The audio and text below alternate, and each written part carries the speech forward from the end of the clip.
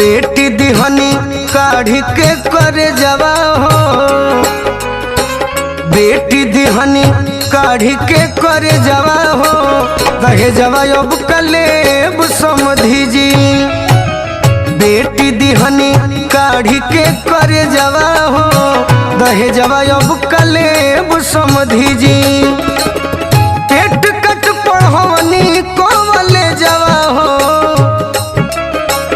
पेट कट पढ़वनी कोवले जवा हो, दहे जवा अब कलेब समधी जी। बेटी दिहनी काढ़ी के करे जवा हो, दहे जवा अब कलेब समधी जी।